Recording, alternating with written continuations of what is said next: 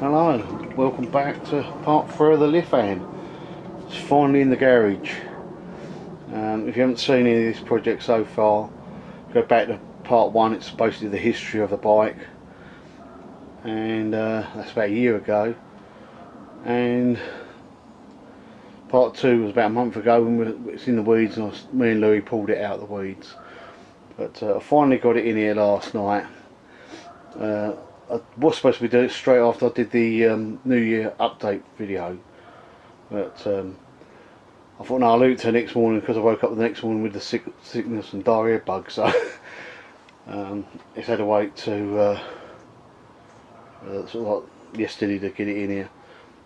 I did pull it out on Saturday night, and I just chucked a bucket of water over it just to get rid of the sort of leaves and crap off the top of it, but I haven't done nothing else to it. Put it on the lift. Like I said, we've only cleared a little space in here at the moment just so we can start work on it. But if you've watched the update video, you will know that I had tried it sort of New Year's Day, or I think it might have been the second, I'm not sure. I tried to get to just see if it turned over, but there was no power to the ignition, and there was no well, there was just no power to it. And obviously I jumped it and tried bits and pieces, and so that'll be what I'm looking at today, just to figure out if it's the ignition or it's a bit of wiring been hit, you know, sort of hit by a mouse or something like that. Yeah, it's a long time since I've had all the panels off, for years. So something makes me think I've got to take the rack off, but I can't think why that is. Probably just something I used to do. So that's what I'm going to get on with now. It's quite simple. There's one screw at the front of the panel, if I remember rightly. One screw about there, and then there's a couple of clips on the panels. I can't remember how the seat bolts in. That might be why we have to take the rack off, but I can't really remember. But there's only one way to find out. I did jack it up last night and have a quick look, and there's still got a bit of mud in there from when we did the green laning, so like I say, we'll have to have a look and see what's what. Yeah. Right, I've just undone it and started putting it off. I can't remember. It's easy enough. There's 2 lugs on the. Yeah, the end of that one's broke off, but I can't remember if I thought one of these was actually cracked around the bottom, but obviously not. They're not in bad condition really. There's a little bit of crud in there, but that's probably just nothing, really, a bit of mud really. I want to try and figure out why. Oh, I think the reason I always take the rack off was because when you unbolt it here from the exhaust, and it'll be the same, I haven't got the panel off that side yet, I think there's not enough room to pull it back, the seat back, to get it off the tank mount. I think that's why the rack comes off. What is not really a problem. You just loosen these, you don't have to take these nuts right off. And if I remember, oh, say the panel still. If I remember rightly, one of these the thread doesn't do right up on anyway. But so it's just a matter of this bolt, not this nut you loosen. 2 bolts in the back here you take out, and then it just sort of slides. And obviously not on the other side. But frame's still looking good. Be nice to get all this off, and then we can serve it more. I think that's the way to go. Right, I'm going to do the other side. You can't see that, so I won't record that. Right, what I've done is just loosened this one and one on the other side. I've took the 2 out the back. The only problem I've got is the seat never has sat right at the front. It keeps popping out where it was bent or something. We'll soon. There's something wrong with it. I remember that when it was like that when I got it actually, and I kept straightening it up. But where the seat's twisted anyway, it's holding this side panel in, so I've got to be careful I don't drop it. I'll get the rack to come out. There you go. That's our side panel. Oh yeah, see, this has got one of them clips missing that must have been there. You can see it. You can see it. Yeah. So I knew there was something about the panel, and obviously that's the rack. I did know someone else who had one of these, and they kept saying, "Oh, you should remove it," you know, like they did. But this protects so much at the back when you're green laning, when you drop it. But not only that, you've got a good handle to lift on it. You can, you know, you can go either side the bike to get the balance when you're lifting the bike out of the mud. Yeah, I might just put that down there. The other panel, it's on the safe. In fact, this one's better on the outside. So, I haven't unbolted the seat yet, have I? And on this side, where's this one holds the exhaust? Yeah, it holds the exhaust. On this side, it's the battery box. I'll go and find a spanner for that because I'll put everything over there. Right, I've undone the other side. I'll do this side.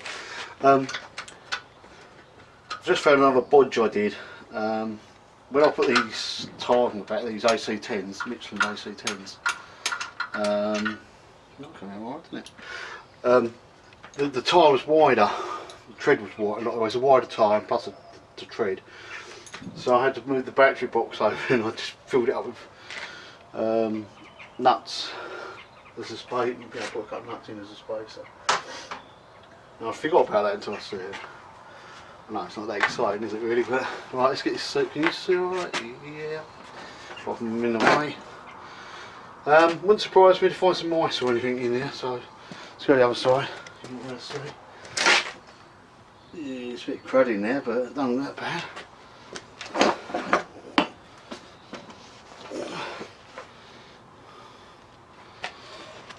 I think the problem is this plastic. You can see it's twisted. And when I got it, one was jammed under and one was jammed over the bracket on the tank.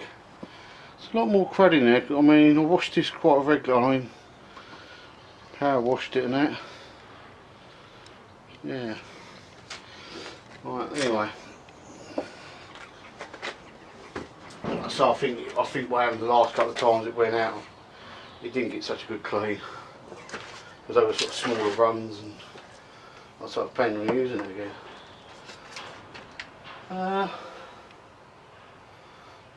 Can't see any obvious thing. Some livestock in here, I know that. What the hell they are. Some all buggy things, look lovely. Once the air gets to them, I dare say they're bugger off. Spiders. Can't see anything obvious. I expected to go under and find something's been eating it. These are the two wires. This is the live. This is the green one here. Is the, you can see that. Okay, I know you're a fair way away now for this. The green one is the earth. But, I can't see nothing there. Don't think I want to take the tank off here because all my electrics are here. And they're here. There's quite a bit more electric stuff than I realised, or what I thought, you know. But that's flashy unit, stuff like that. So there's nothing really much what's going to interfere with what we're dealing with. This is a voltage regulator. You can see it, but this is a voltage regulator there. Stuff like that.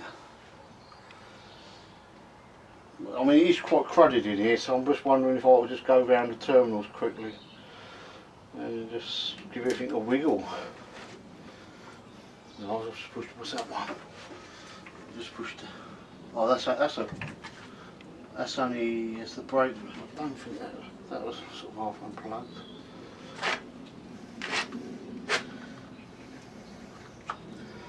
I'll go around the wires, go around, just give everything a wiggle.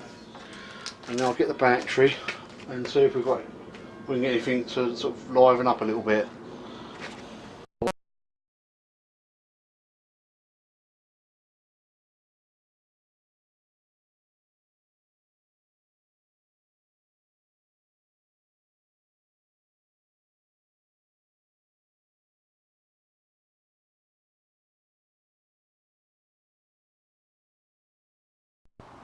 Right, I've got power past the main fuse, so that's all good.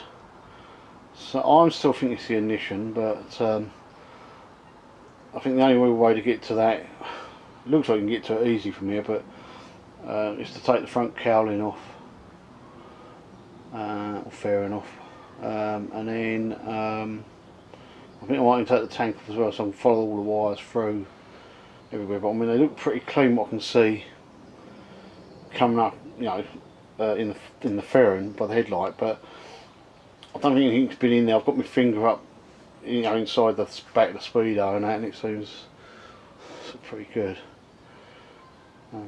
But every terminal is sort of covered in old dirt and dust and shite, so I think it'd just pay to get to everything. You know, take the tank off. I'll take the fairing off, check that, and then clean everything up a bit. You know, all the connections up and everything, so we can see where we're going. But definitely got power past the main fuse. You know, so that's a good sign. But I mean, I was hoping it was something steady like a mouse had been in there and I could see it, but at least the mouse has been under the tank, what I very much doubt. I think it goes down to the ignition switch being sticky. But yeah, right, I'm going to take a few more bits off and we'll have a look. I think I'll take the plastic off the tank first though, just because I'll probably end up breaking it when I put the tank down. I'll have a quick look at it. Right, hello. Got the fairing off. It's just two bolts, and the headlight comes off. Anything, just unplug the headlight. So 3 bolts, sorry, 3 bolts on the bottom, and I took that off. That's headlight is the same as the Honda CB125T Super Dream mono shop one. Right, as you can probably see, I thought I could jack this up really, because didn't I? So, as you can see, the tank's still on it. That's because there's a metal bracket going across the bottom of it, and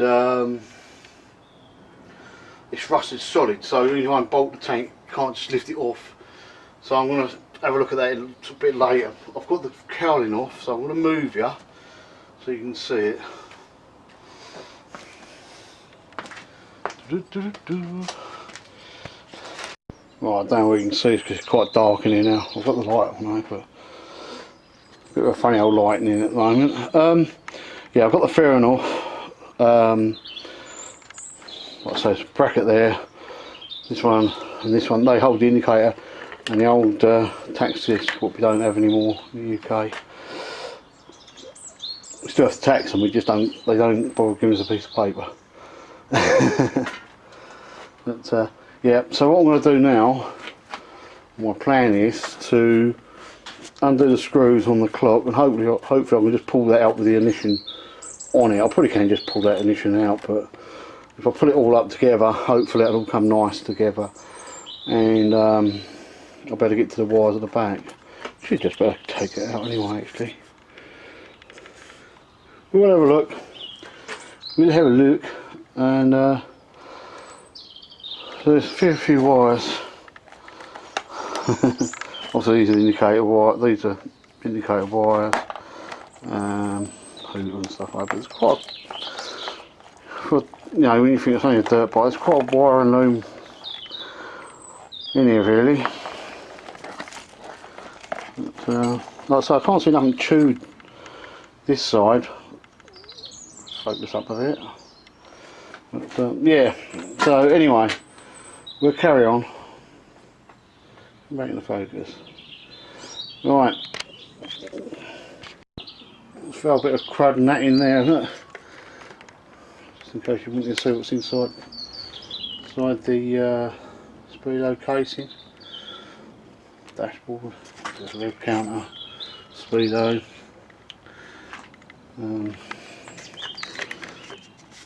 There's a connection to the back of the ignition switch. There's the all your lights, your high or indicator light, your gear light, so your gearing, high beam.